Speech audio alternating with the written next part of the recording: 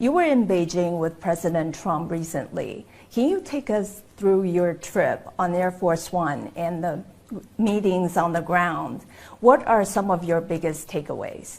First of all, it was a great honor to represent the United States, and it was a great honor for me to accompany President Trump. He called me in the morning. He didn't realize I wasn't going, and he insisted that I get on the plane and go. And so I packed up in a hurry.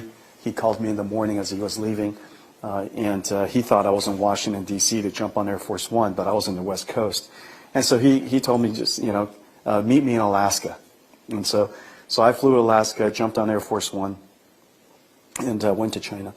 I was there with 16, I think, other CEOs, and it represents quite a large collection of great companies, from consumer electronics, of course, to industrials and automotive, and all the way to financials and biotech, and so it was a large collection of industry that was represented, and the conversations were one, really welcomed.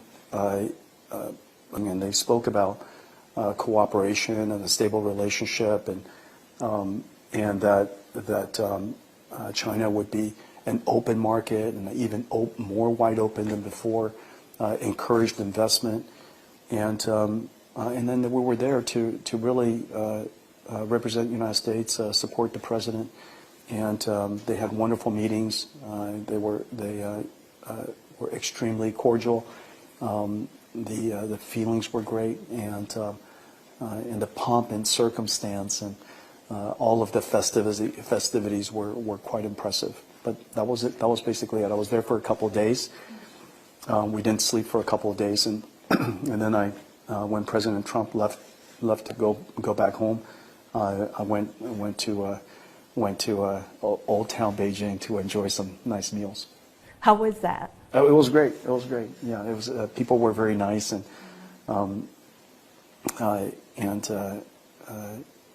anyhow, it was a really great experience. But reports suggest that China hasn't purchased any of the NVIDIA's H200 chips, despite U.S. export approval. So you have also said that NVIDIA has stepped back from China as it pushes for its own chips. Could that actually eventually make China your greatest rival? Well, China is going to be everybody's greatest rival. I mean, that goes without saying, because they have such an extraordinary local market. It is completely uniform, just like the United States. Every single state speaks English.